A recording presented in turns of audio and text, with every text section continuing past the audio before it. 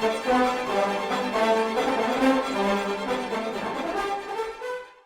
evening, ladies and gentlemen.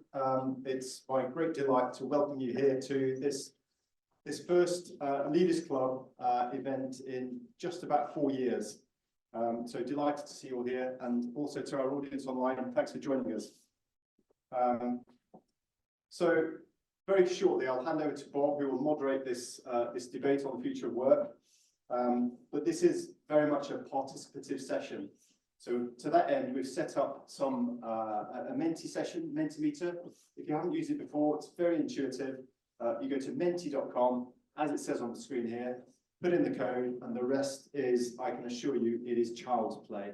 So at certain junctures, Bob will direct you towards your screen on your device to answer a question, hence the participation bit.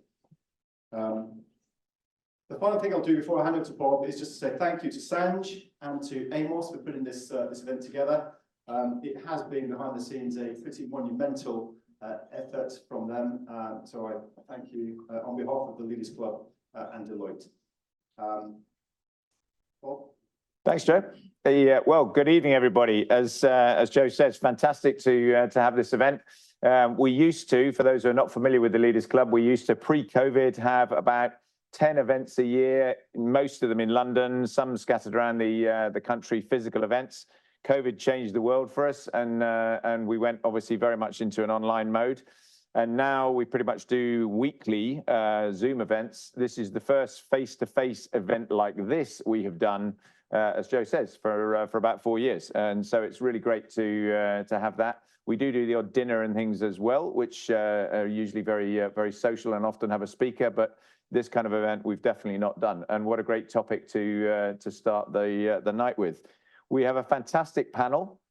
The way the event will work tonight is I'll introduce the panel very briefly in a minute and get them to come up and join me here on the stage. We're then going to go through some discussion with some questions that hopefully will frame the overall debate. And then we will open up to you here in the audience live and also online. And for those that are online, welcome. It will work just like it normally works. So please do put your hand up. We'll bring you in and ask your question. We've got a little monitor at the front here that hopefully that's going to work, and we'll be able to see you come in. If you really get stuck, there will be an option in the Menti thing that Joe has mentioned a second ago to actually put questions in that as well, and we'll be able to pick up on that too. But that is the general format of the evening. I think it's going to be a great session. Please do ask questions. That's why we've got this great panel together. So it's really important that we make maximum use of them, for sure. To our fantastic panel then, as you can see, we have 5 of them. We couldn't have put together a better panel, I don't think, if we tried. But Tony Reeves is the home game, who's a partner here at Deloitte. He's the GenAI public sector lead, and AI is such a pivotal part of what we're going to talk about with the future of work. He's clearly a major player there. Baroness Dido Harding, Dido very well known to many people as the former chief exec of the UK Health and Security Agency, and also the head of NHS Test and Trace. Prior to that, also the chief exec of TalkTalk. So a very diverse career in business, but obviously now also in the House of Lords. Dr. Naeema Pasha, visiting fellow from Henley Business School. Mark Lomas is the head of culture at Lloyd's of London. And Armstrong Yakubu, senior partner at Foster & Partners, the architect firm. So please, let's give a big hand to all of them to start.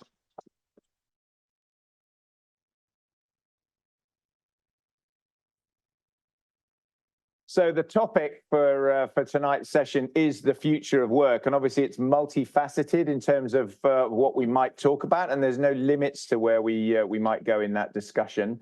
But what I want to start off with is basically the fairly obvious piece around work practices. The pandemic forced us into very different working practices in terms of what's possible with virtual, and then post-pandemic, hybrid, flexible working, and still some remote working, quite a lot of remote working in many instances. But the return to normal's thrown up a whole bunch of challenges to everyone in the working environment, not least individual, team development, relationship building, assessment processes, all of those kinds of things. I'd like to start off just by giving you an opportunity to set your stall out a little bit more generally on this, but what's the good, the bad, and the ugly of where we are now, and where do you think it leaves us for the future? Dido, can I start with you? He didn't tell us that. I'm going to be probably too much of a politician and start really, really high level, because I think we're living through an incredibly fractured time. And I don't think it's just the pandemic. I think there are a number of things that are happening in the world that mean that an awful lot is up for grabs, and it's not really, no one's quite sure which way's up and which way's down. So you have the pandemic, and I think there's a lot of evidence that show that pandemics create huge instability in society. If you go back, pandemics through history, you've also got technology change happening simultaneously, where that sort of truism that technology change is actually very slow until it's very, very fast. And we're seeing that in work and play. You've got climate change and the huge impact that is having on migration around the world already, and how our economies are sort of learning how to readjust. And that's before we talk about, we're still digesting as a world the consequences of the 2008 crash. So I'm in my mid-50s. I've lived most of my adult life in what people call the Great Moderation, when broadly nothing happened. But actually right now, everything's happening. So I think one of the challenges about the world of work is there's so much that is up for grabs in the world that we don't quite know what the answer is. Even your question, I wasn't sure to begin with whether it was a panel about what's going to happen to what different types of jobs. The nature of work is changing really fundamentally. There are some whole categories of jobs, working in a call center, not great jobs, that aren't going to exist in my lifetime. Being a truck driver in America, probably not going to exist in the next sort of 20 years. So there are huge change in actually what the job is, let alone, as you say, Bob, we start to think about the way work gets done, particularly white collar jobs in offices where we haven't seen much change really for decades. So we all feel it more keenly. Whereas if you're working in a shop or on a factory floor, maybe the changes are more subtle, but they're nonetheless quite keen. So that's the sort of, I'm not sure whether that's good or bad or ugly, because change is difficult and unsettling. I do think there is one constant though, and then I'll shut up. And the constant is that actually what makes for a fulfilling job, and I've never seen a survey that has come out with any different answer in any sector. Number one is the quality of your direct line manager. It's never pay. It's usually not actually what you do. It's, do I get good feedback? Do I work in an environment where I feel trusted and respected? Does my line manager help me? And that doesn't change actually in anything at all. So I think that is the good bit to hold on to, that whatever the job is that we're doing in whatever environment, however tech enabled, the human element of good people management doesn't change. Yeah, and unsurprisingly, we're going to come on and talk a little bit about the different environments in terms of offices versus everybody else, and certainly to bring in AI and talk more about that in a minute. But that's a great start. Thank you very much indeed. Armstrong? Yes, I'm going to take on from what was said just now. As an architect, we deal very much with the big changes that are happening around the world. We design offices that perhaps are now redundant in many cases. We know that many office buildings are underoccupied. There are actually, I think, something like 60 Swiss Re's empty in London currently. So it's a big deal. I think I can't remember, there's X amount of Empire State buildings empty in New York City as well. So there is a real change in the way we work. And what we found as well is that when you're thinking about the workplace, which all of us took as for granted really before the pandemic.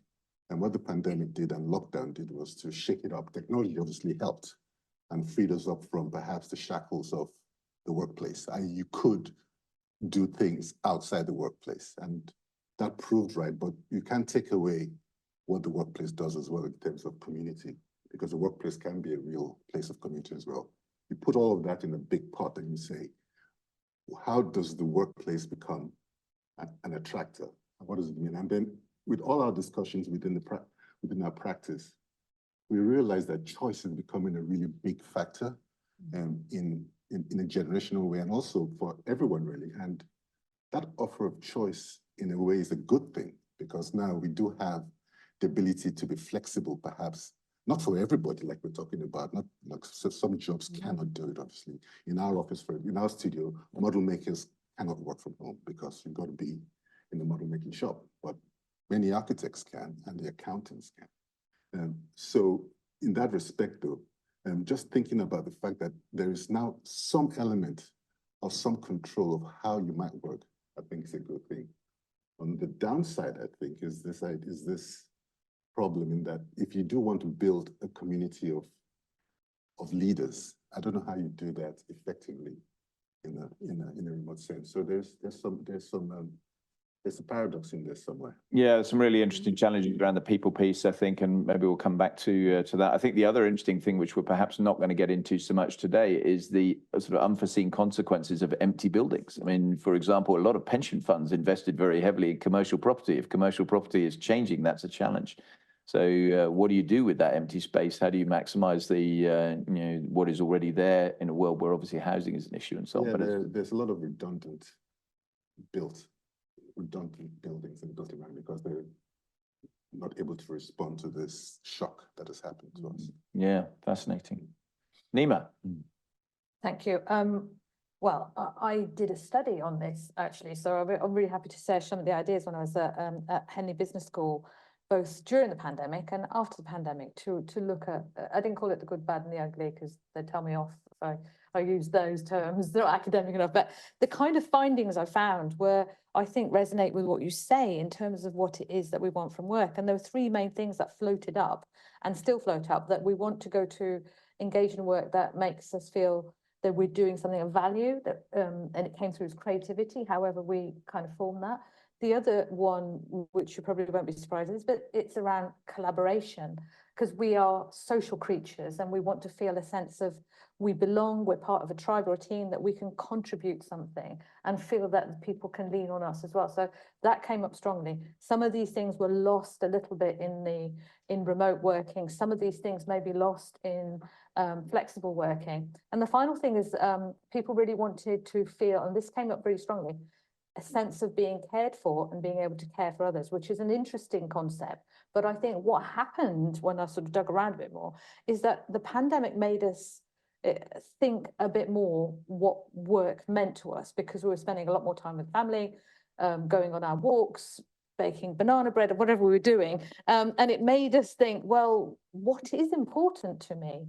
Do I want to work in a kind of hyper work way and my identity is Deloitte or IBM or the hospital or whatever it is? Maybe there are other things and more of a blended way coming forward. In the future, just briefly, just to say, I am picking up on your thing around people, the survey after survey. Surveys are slightly changing, I think, where people are concerned about the cost of living. So therefore, money is becoming a little bit more important, particularly for younger generations and getting a house and so on. That is coming more.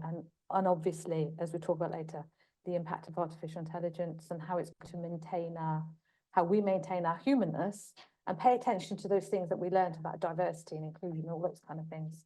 Yeah, I think on that economic piece, again, one of the interesting things, I was talking to someone just yesterday about this, that for those of us who grew up in a world where going to work was what you did, and there was a cost associated with going to work, including, in many instances, if you're commuting to somewhere, then the train fare, the parking, the coffee, the lunch, all that sort of thing. Of course, if you actually grew up in a world where that wasn't the case, then suddenly this is a really big expense that's coming out of your salary. So, that's definitely another factor that I think is worth bearing in mind.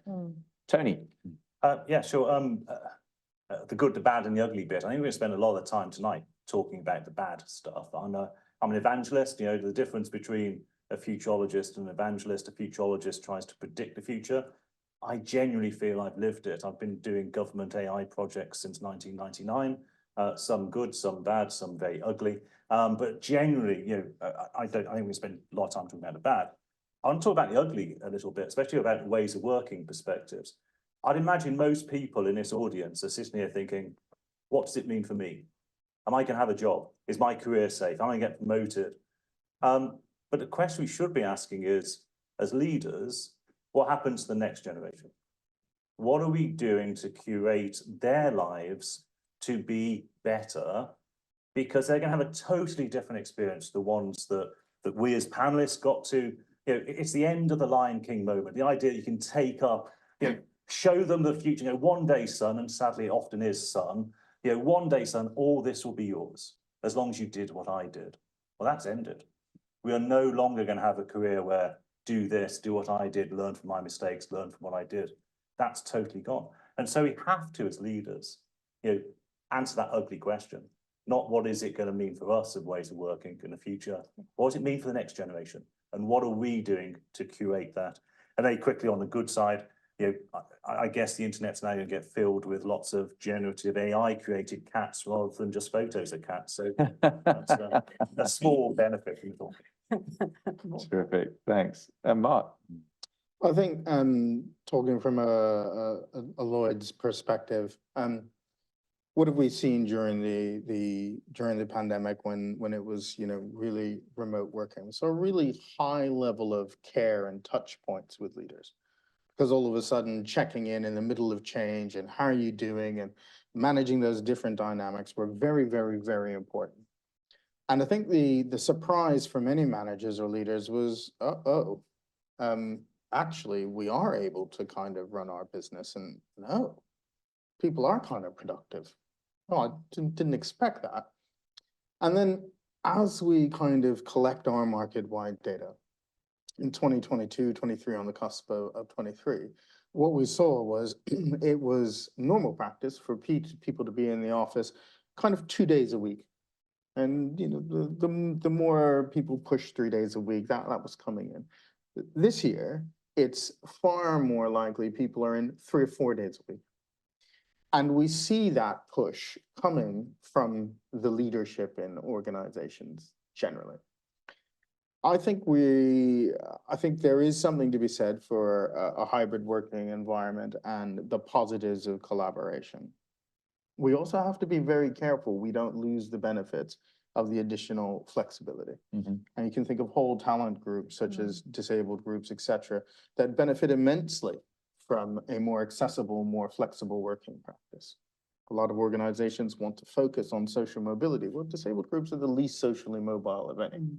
So and I do think there is a balance to be found.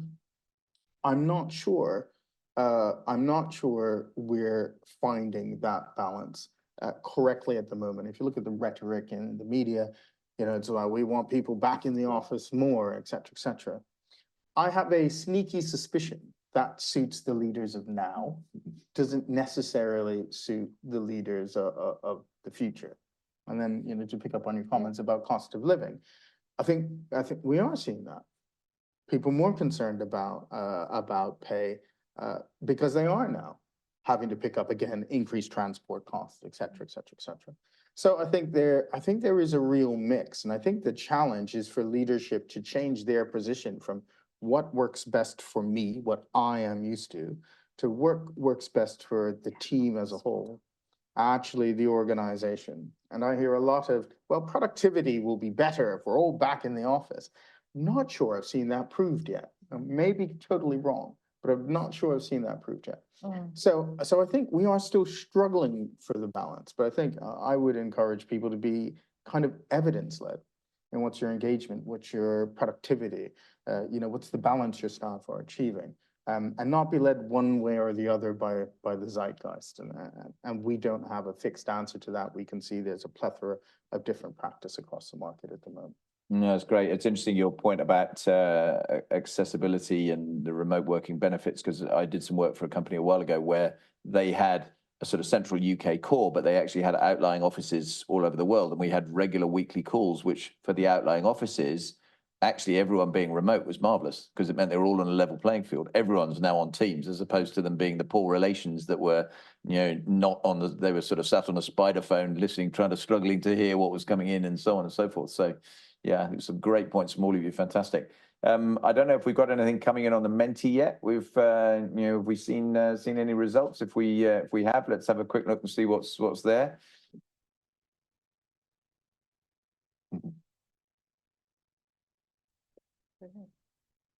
So I hope you can see online. Steve, can you just confirm for me you can see the word cloud building here? Hang on, Bob. Yes, I can. Very good. Perfect. Yeah. So we're seeing some great words appearing from those that are contributing to this, and obviously the way word clouds work, you get the bigger one is the one that's getting the most traction, and flexible, uncertain, and exciting, I guess, sums it up pretty well. Actually, I think that's really interesting. you could come up with those quite easily. Some fascinating things coming up there.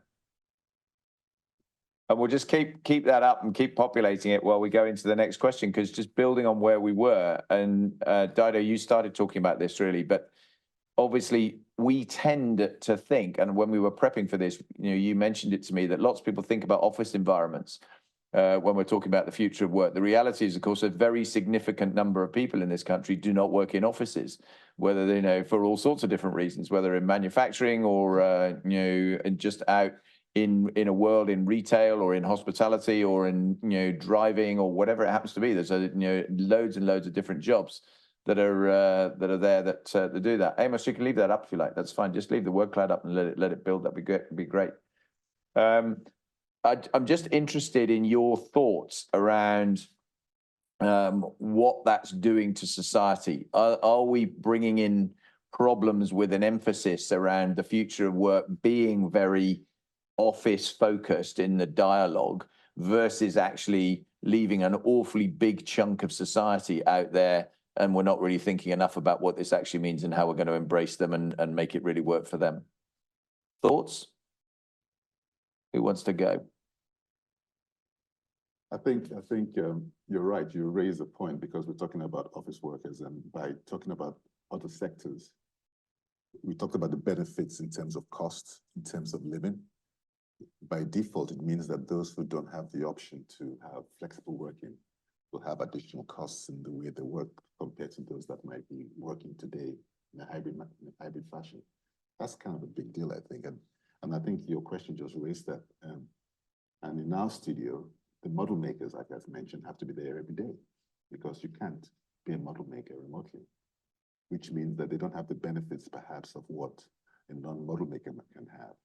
If I took, let's say, somebody who had children who wanted to be able to escape to go do stuff with the children from time to time, that flexibility goes to perhaps the person who has got more of the ability to be flexible, which would be an architect on a drawing board or on a computer rather than a model maker.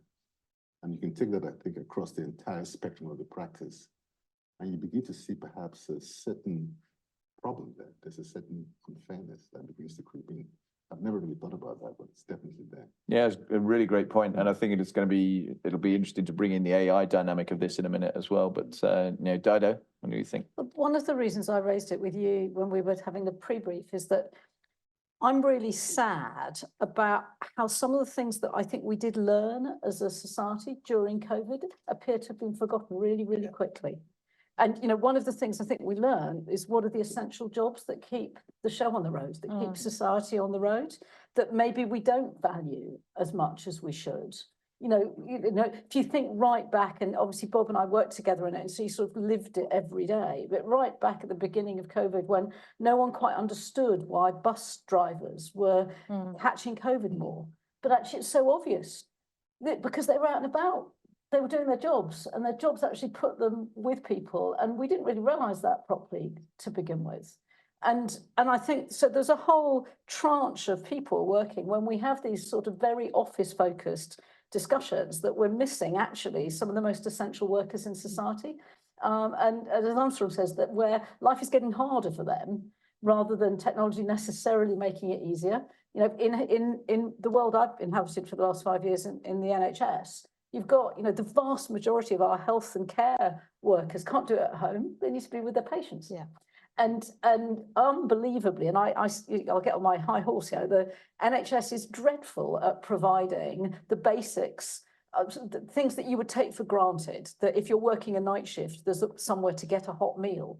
Most NHS hospitals do not provide access to a hot meal at night for our health and care staff working overnight. It's shocking. Having to pay for parking every day when you're, only just above the living wage for a healthcare assistant. It's not right. You know, you talk to people, you know, junior doctors, by the way, we call them junior doctors, and yet they've probably got more qualifications than most of us in this room, which, you know, and who having to reschedule their wedding because the flexible working is so non-existent that they've been told they can't, and I'm really not making this up. And so modern flexible working that those of us sort of doing white collar office-based jobs just take for granted seem to just, you know, we did it briefly when we all clapped for them, and we've forgotten that actually that's sort of should be just table stakes for being a good employer. So I feel quite passionately that we've got this wrong. No, and your passion comes over, yeah, for sure. And interestingly, while you were talking, I was just watching on the screen. I mean, one of the words that came up, and it's not as in very big writing now, but classist. I mean, it's not really classist in my head in what you're describing, but it's definitely we're segmenting society in terms of some will be, and to Armstrong's point as well about how this will actually work. Mark, you were going to bring a point. Yeah, I'm a board member for NHS Property Services, where we have a large number of staff doing sort of soft FM services and also some hard FM services. And you're exactly right. You know, during COVID and also now, you know, the importance of a sanitized, clean environment. And those individuals don't necessarily have the benefit of working flexibly in the way we might think about it in an office environment. You add that to the challenge of the makeup of that workforce and the need to do digital upskilling with them so that, you know, maybe they can take advantage of some shortcuts or efficient ways of working, et cetera, et cetera.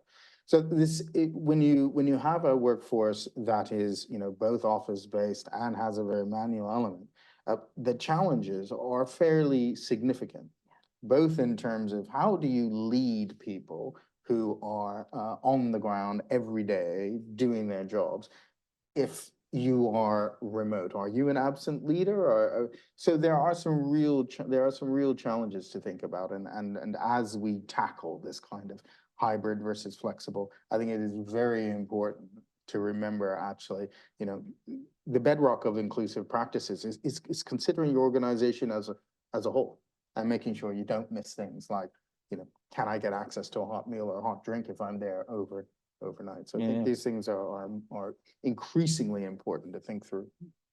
Great points. Tony? Yeah, I just want to, can I see a show of hands in the room? How many people work in an office in this audience?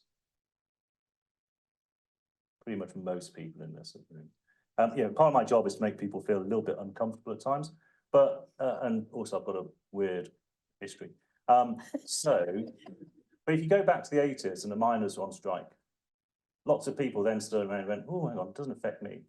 If you look at the 90s when manufacturing was being destroyed in the United Kingdom and in the US, look at Detroit. Detroit went from the top 5 cities by gross domestic product for a city to struggling to make top 50 in 5 years. Why? Because of automation.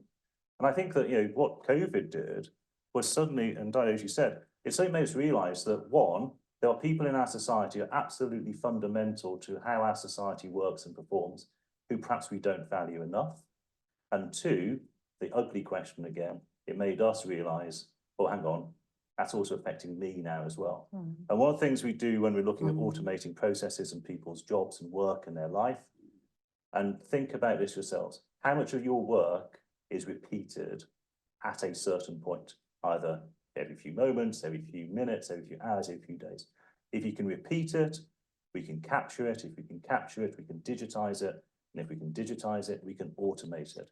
So I think part of the challenge now is for a lot of us who suddenly realized, that's me, that's us at risk, not others who are at risk. So I think, you know, where I worry is it's not an office or no office, or not even a class system. It's whether your job is going to be automated or not automated is the question. And for many people, especially UK, many people, it is going to be automated. That's right. And I think you've set a brilliant segue into the AI section of what we were going to talk about. And we've actually got a new Mentimeter question on this. So we'll just move on to that. So you should, if you're in the Mentimeter thing, you should find it changing for you and giving you a new question to answer. So we'll just leave that up and see where we go. So, Tony, I'm going to start with you actually on this because this is very much your thing. But the you know, AI is a buzz phrase at the minute. I mean, depending on who you listen to, it's either the best thing since sliced bread or the beginning of the end of the world. And I'd just be really interested in, you to start off with, briefly, if you would, because I know that it's something you're very passionate about and know a lot about. But where do you think we're heading in this? What's the 5 to 10 year outlook, crystal ball? 45 minutes, okay. Yeah, thanks. So yeah, I'm really glad that option 4 there, the beginning of the end of the world as we know it. I'm not somebody who says that, and I said earlier, if anybody asks the killer robot question, I'm just going to ask GPT to respond to you and respond that way. So we're not going to create AI that's going to destroy the world by blowing it up or doing something really dumb and stupid. But as we know it is the key point. We are going to have a society that is totally different because of AI. If you think, if there was somebody who turned up to do your job and that line of, and they turned up on time every day, they worked 10% more productively than you did. They worked more efficiently. They never turned up with being a little bit hungover from the night before, and they did your job for free. How many people would be in employment? Well, if you scale that up to a business, if I can do that digitized business side, what happens then to those businesses if you can do that for free? And I said, it's not everything, but it's huge swathes of society we can automate. We can automate a call center. It takes about 30 days to automate a call center. The worrying thing is, I'm going to quote Klarna, not one of our clients, but somebody else's. They published some data last week. They've automated 70% of their call center workforce. Customer satisfaction has gone up by 10%. I mean, who guessed that if you answered the phone immediately and it said, yes, can I help, as opposed to your number 27 in the queue, the satisfaction went up. But actually, it's dealing with 80% of the cases that humans dealt with previously. Well, the worrying point is that 4% of the UK workforce, 4% of the workforce is working in call centres in the United Kingdom. And we can digitise all those jobs in 30 days. That's 178,000 people in Newcastle. And that is a city that is not going to rapidly transfer to people, skills, training, education to a new job very rapidly. And sadly as well, when things like that happen, politicians take a long time to respond at the same time. If you remember Elon Musk last year saying we should have a 6-month moratorium on developing AI. Being blunt, it'd take consultants and politicians 6 months to define the terms of reference, what to discuss, never mind fixing the problem. So I think that's why we're going to see a different society. We're going to see rapid change at a pace that society and the people who are responsible for making sure the society is as good as it can be cannot respond in that time and scale. Fantastic. And given what you just said, Dido, I'm going to give you plenty of time to think about your answer for this before I come to you in a minute. Naeema, just for you. Of course, thank you. And if I was menteeing, as it were, putting it into a verb, 10 years ago when I started working in artificial intelligence at Henley, looking at the whole thing about the world of work, AI being one of the things, I was definitely, it's the best thing since, I'm gesturing at the screen here, where it says, where you can see the answers, definitely say the best thing since sliced bread. I had the placard, AI is going to enable us to do things. It's going to free us up from the automation and drudgery to do good things, because that's the kind of things I was researching and looking at then. I'm now I'm very much more negative than I am positive, and not least because of what happens to roles, communities, society when we take jobs away. I was just telling Tony last week, I was at New Holland factory and they were talking about that new AI tractor, which is incredible. It was very exciting. So I'm in awe of the thing. But then I thought, what if I get stuck behind this? And think, how would I feel that the AI is driving it? So there's certain little things like that. But also they talked about the reduction of thousands of employees down to hundreds in that factory, which is something that we will need to consider, particularly politicians need to consider, because they're not all going to retrain as prompt engineers or coders as the tractors. That's one of the things. And the other thing, if I may say, I'm going a bit high horsey myself now. I've just written a book chapter because I've researched about how we feel about what might be a more dehumanized work. I don't mean dehumanized as in not nice, but we were originally told or expected that AI was going to take away the routine tasks. It is coming into creative tasks. It will come into architecture, it will come into things, it's coming to HR, it's coming to make decisions. And now the piece I really looked at is coming into therapy, which is considered a hugely human thing. And AI is performing very well in therapy. But because we sometimes, as a therapist, if you're going for something like therapy, you probably want some empathy with the therapist. The AI mimics words used in conversational AI, generative AI, to sound like it cares, but it's a machine, so it can't. But our brain, psychologically, will respond to it. And people are forming relationships and things with these AI tools. So I feel what we need to do together is to consider some of the unintended consequences of implementing at pace AI. No, it's really helpful. And Dido, I'm going to come to you in a second just on the political dynamic. I'll bring it on in a minute around actual reality in the workforce and what you're seeing, and particularly senior leaders and how you grow people in a world where some of the more junior roles might actually be replaced.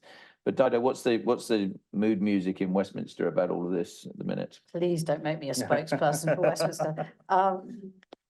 Personally, You do work there, though. I mean, no, I do.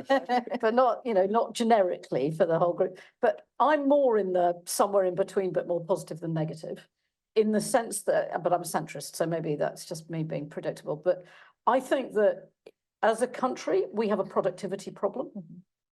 And so we need tools that are going to improve productivity, and that is technology. So, and I also think that history tells you over thousands of years that you can't actually stop the march of technology. And so what you have to do is lean towards it and work out how do you mitigate the downsides. So you need to be eyes wide open that there are real downsides. In the same way, eyes wide open, there were real downsides to electricity, to factories, to cars. That they all these sort of innovations required health and safety regulations and guardrails to make these new technologies as equitable and fair as you could make it. And I think the same is true of AI. I don't believe that technology can't be regulated. I think the era of sort of tech exceptionalism is well and truly over, that we need to lean toward. We mustn't be seduced by the sort of the tech bro argument that it's all moving too fast and you can't regulate it. I think that's actually not true. We've proven that you can get change in tech platforms if you choose to act. So politicians, and I don't like to think I am one, but as you rightly point out, I sort of am, that we mustn't abdicate responsibility and say, oh, I don't really understand it and can't do it. I sort of use the analogy of, when I was growing up, my parents abdicated responsibility for the video, the DVD player as it became. I don't think that politicians can abdicate responsibility for AI because the potential for leaving people behind is very great. And so we've got to work through the downsides, but you can't just turn your back on it, because all that will mean is other parts of the world will grow and we will languish. Yeah, it's really interesting you mentioned electricity and in that context as well, because I did a podcast recently with a futurist who, he would say he doesn't predict the future. That's not his job. But we were talking about the various big events over years, eventually the wheel, the Industrial Revolution, all these sorts of things, and mobile phones and internets and all that sort of thing. And I said to him, so where's AI in this spectrum for you? He said, it's akin to electricity. It's that big. It's going to make a huge difference. I see Tony shaking his head, and I'll come back to you in a minute. But just before I come back to you for a kind of last word before I move to the next topic on this, Mark and Armstrong, Mark first. So where are you? I mean, I think one of the big debates is which roles change and not necessarily get replaced, but certainly get augmented and supported differently. What are you seeing already in the workplace about this in terms of preparation of and growing people through the organization in a world where AI may make a very big difference to it? So I think we're starting to see AI creep a little bit into the people processes, and thinking about a pilot with an AI helping with performance management, which at kind of the touch of a button goes through kind of all the objectives in the organization and comes back and says, well, yours aren't smart and yours aren't aligned to the strategy and blah, blah, et cetera, et cetera. That would take a human being ages to do, and you'd probably do a dip sample and blah, blah, blah. So are there efficiencies? Absolutely, yes. Part of my core practice is kind of diversity and inclusion, has been for years. And people are hopelessly flawed and biased and emotional and all these things. AI is only as good as the program you put into it. If we teach it that, then the potential is the potential for harm I think is great. The potential for positive is also great. So I'm not sure where I am on that spectrum. I would probably say, because I'm generally a glass half full person, that yeah, somewhere between more positive than negative. However, a couple of weeks ago, I was just, as you do late at night, you're a bit bored, you're like, let's find something funny on YouTube. And I found all these kind of videos of 1960s, for commercials in the 1960s. When technology comes in, you were going to live a life of leisure and we're going to work less. And I was like, what? I mean, Yeah. it was so wrong. We work longer hours. We might be more productive, but I'm not sure we get paid more, et cetera, et cetera, et cetera. So yes, I think there are whole swathes of benefits of AI. I think there are risks. But I also think no matter what, when you boil it down, there is a fundamental connection that human beings have around trust. And I think those people skills, the ability to convene, the ability to influence, the ability to negotiate, in a world where things can be done very rapidly and you have the data at your fingertips, I don't think it's going to completely replace that. So I have a lot of faith in human beings over time to kind of, and I hope AI brings out the best rather than the worst of us, and that we don't see something like, the predictions in the 1960s. So technology would be fantastic and we'll live a life of leisure. And yet AI comes in and we're working 3 times as hard just to keep up. So I am very undecided where I am, but glass half full, I'm going to lean towards the benefits may outweigh the risks. Yeah, brilliant. Thank you. And we're on diversity. You mentioned a second ago is the section I'm going to come to in a minute, because that's I think another really important area that we'll touch on. But Armstrong, just your thoughts, and then Tony, I'll come to you for the last word on AI. Yeah, I mean, in architecture, for example, now with AI can generate images of buildings without any human interaction. It's done. Architects do it. Architectural students today can generate projects without any input at all, just by feeding information into computers. But I was thinking about this because when I read the questions, I just thought, I remember I was always told as a young person that there's a difference between intelligence and wisdom. And we're talking about artificial intelligence. No one is talking about artificial wisdom. And I presume that's because you cannot have artificial wisdom. And I wondered whether the problem perhaps I have with AI is that if you have a generation that skips the ability to learn from mistakes and doing, which AI might just do, then what kind of people are we going to be in the future where we haven't had those lived experiences? We might be skipping real human learning pathways. And that began to make me think a little bit more negatively about AI until government, I think, takes action into trying to make sure that it begins to have elements of wisdom impacted onto it. In that, I mean that perhaps not just regulations, but making AI have a meaning, rather so that it can be used as a tool to learn, as opposed to a tool to replicate. And I have this sort of real problem now with it. The discussion is all about replication, but I know that intelligence is not as good as wisdom in the real sense of the word. So I'm veering towards the more negative side as a human being. No, that's a powerful point. Yeah, thanks. Tony, last word. And Armstrong, that skipping is exactly what AI is going to do to whole generations. We don't own it. I just want to pick up on the electricity thing. AI is far bigger than electricity. The closest comparison I'd see is with the Greek phonetic alphabet.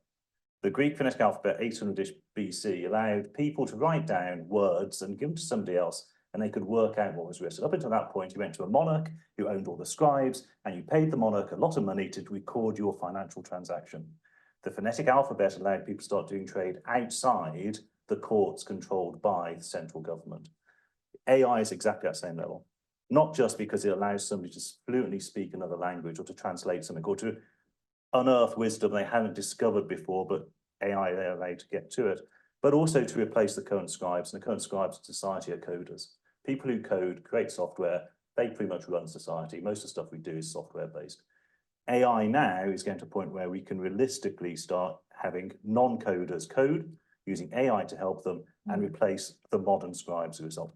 So I would say that AI is as big as the Greek phonetic alphabet. Electricity, water, oil, nothing. Phonetic alphabet and AI, they're the two big things affecting the And that's, human here's me thinking electricity was pretty big, so okay. Brilliant. Two more questions, and then we'll turn it over to much wider open questions. And we go into, there's another Menti question in the in this. I think it's probably more applicable to the second half of what I'm going to ask, but I'll probably link these two together in the interest of time. I mean, diversity is very much flavor of the month and the year and probably the decade in terms of talking about all things diversity. And I'm looking through a very broad lens here in terms of ethnicity, social diversity, gender, age, etc. Harnessing the best talent and keeping the best talent seems to be an obvious challenge when you're talking about the future of work. And allied to that is the issue around at the other sort of end of the age scale, people becoming economically inactive significantly earlier than they would have done in years gone by, because they can, and they're stepping away from the workplace. And link that up to demographics, where obviously you've got less taxpayers because people having children either not at all or later, aging population who are living longer, costing society more. This leads to some challenges. So I'm just interested in your perspectives, and I'll take the whole panel view on this, and then we'll turn it over to questions. Is where do you see the the kind of important elements of this? What are we missing? I suppose. What are you worrying about? Dido, can I come to you first? I was hoping you wouldn't. Well, that's fine. Naeema's in. I mean, I did to share sort of like academic background. So, well, an academic background at Henley Business School, major piece of work called the equity effect. Please do have a look at it. It's on the website at Henley Business School, looking at race equity.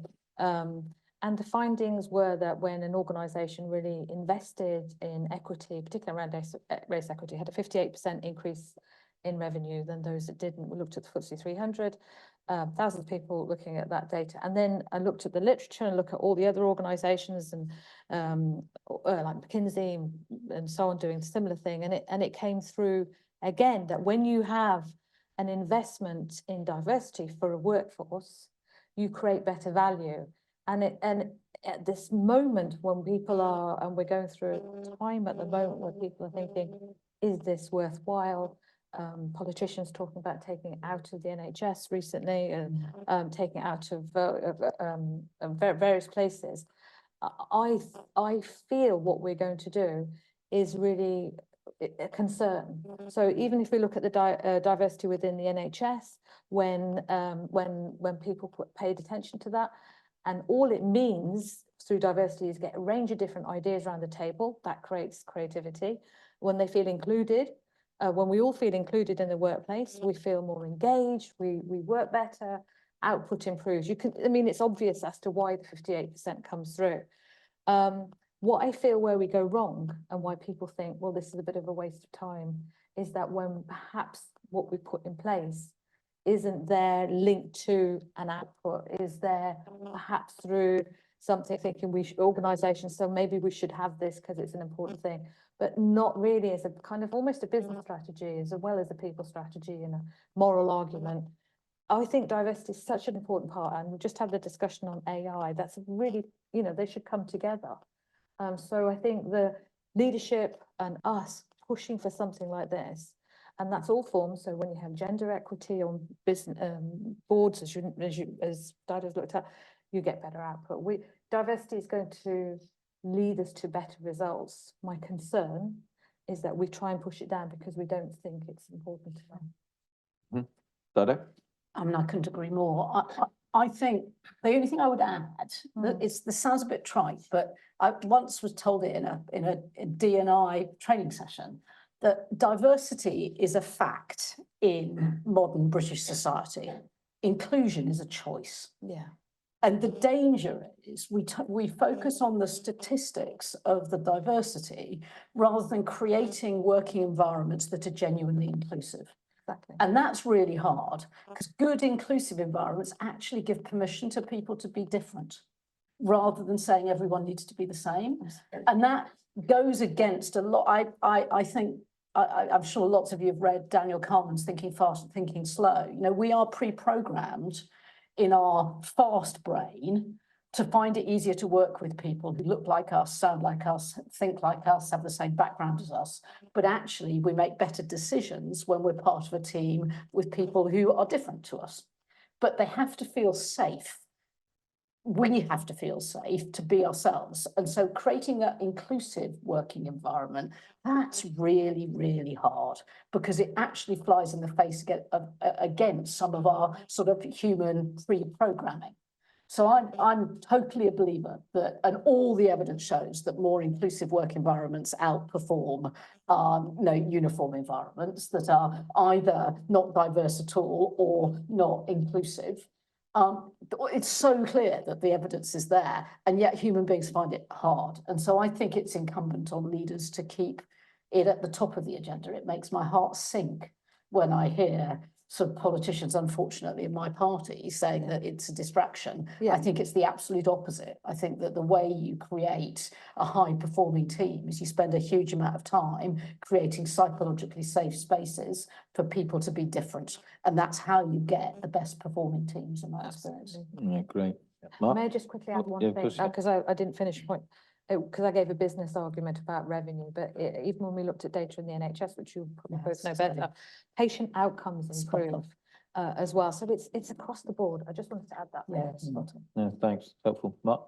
I think one thing that I've learned, which I think is it's not unique to British society.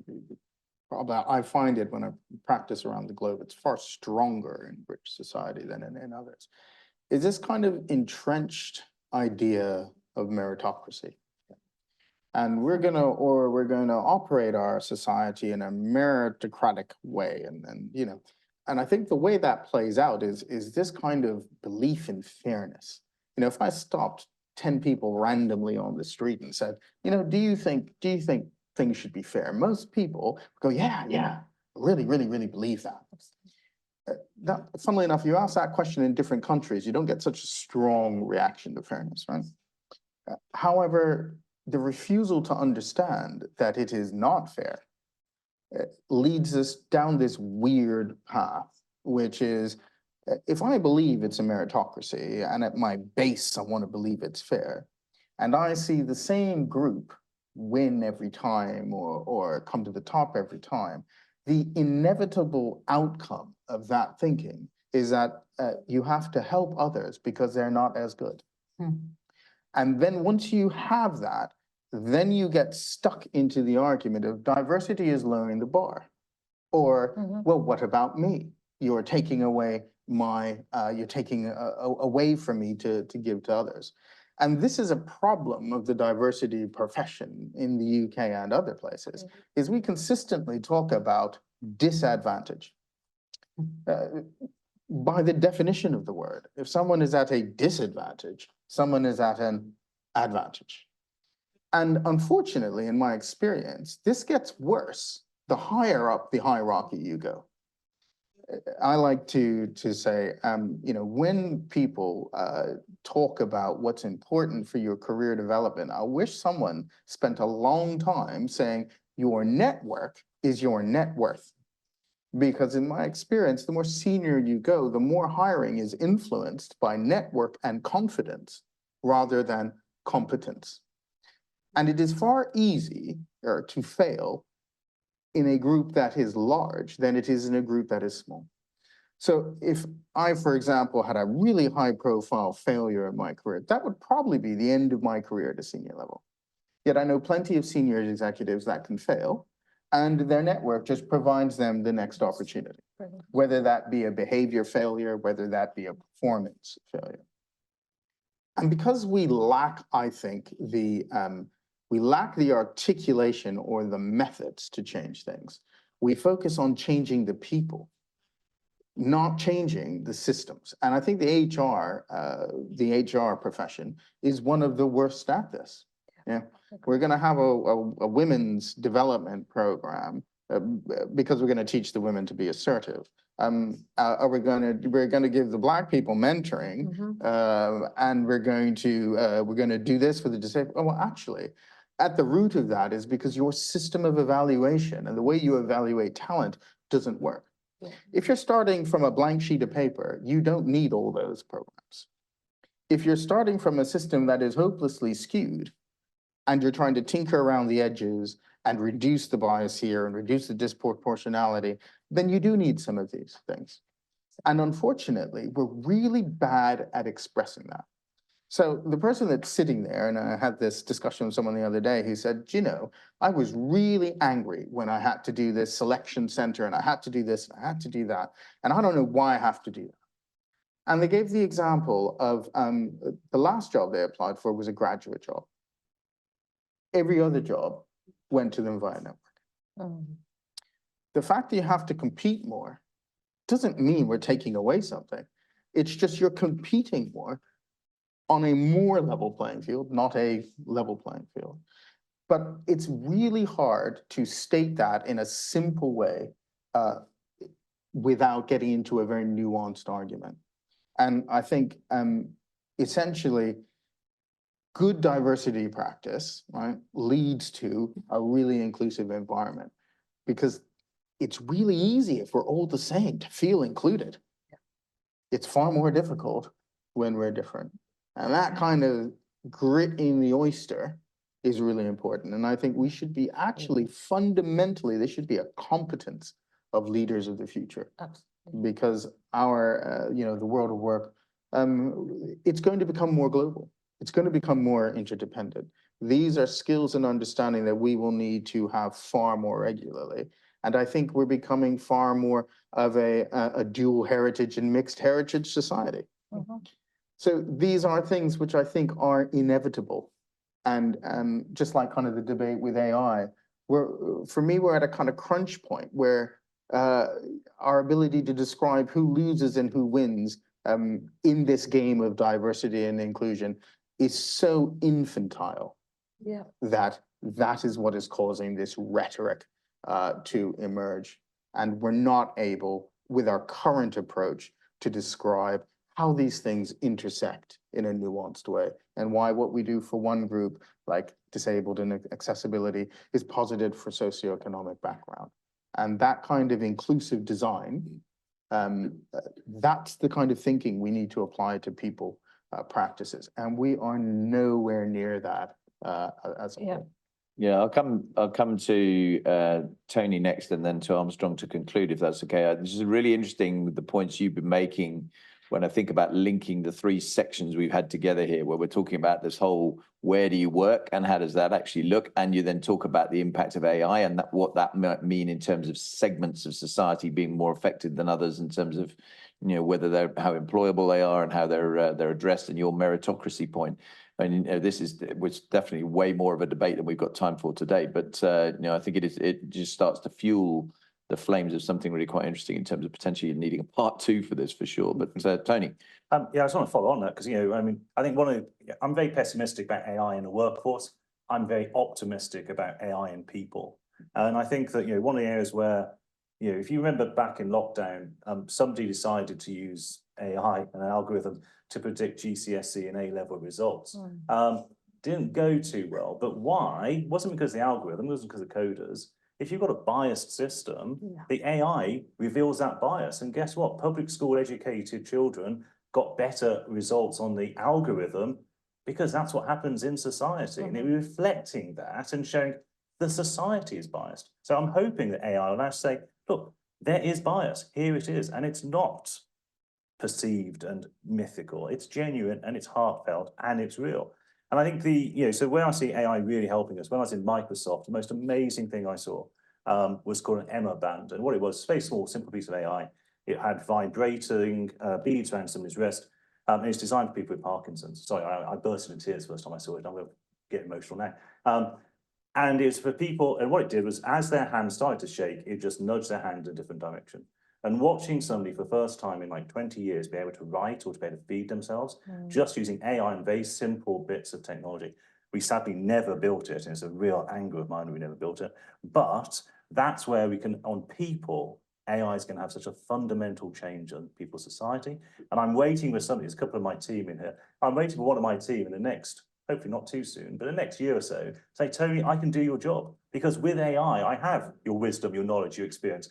All the things I say are published online. They can mine that for all my limited wisdom and occasional lots of words. But that with AI gives them the ability to do my job. There's nothing special in my head that can't be captured and repeated. So perhaps we don't need old leaders. We just need young people with our wisdom condensed into an AI model and applying to it. So I think personally, we're going to have amazing, amazing futures as people with AI work less so. Fascinating how these things connect. Armstrong. Yeah, I was really interested in what you said about meritocracy, because it's something that is quite close to me. And I remember Martin Luther King saying, if you take a sanitation worker who takes care of rubbish and makes sure that we're healthy, and then you go to, that way, doctor has less work. But society actually puts that sanitation worker way down the, so that's meritocracy at its worst, isn't it? Because, and I was thinking about what I do as an architect or as a designer. I'm thinking about, we design everything. So we design schools, we design hospitals, but if within our workforce, if we didn't have society reflected in our workforce, then how on earth are we able to answer the issues that are facing the world from a design point of view? Take it even further, if you go into the Houses of Parliament, does the House of Parliament, our government represent actually what the UK is? You know, do we have some of the people we spoke about just now who have been, like we spoke about different people in society and how, and I mean, if I look at, let's say, a Labour government, which now has almost an entirely university educated MP stream, that is not reflective of who they represent. So I just wonder if we were in a world where everyone was truly represented across the board, wouldn't that be a better place? So if as an architect, if I had everyone within it that just reflected the society really, if I walked into a tube carriage in London and my studio reflected that tube carriage, that is London. It goes across the board. And those people who were part of the workforce, I think will be stronger than a select group of people who come from a very small part of society. I think that's the weakness, I think, and it's the weakness in government, is the weakness definitely in corporate, at the top of the corporate sort of ladders, because you don't get a representation of what real life is like. And so real life, I think, struggles in that respect. And that, I think, is a great way to conclude the discussion we've been having. Thank you very much for all of your comments so far.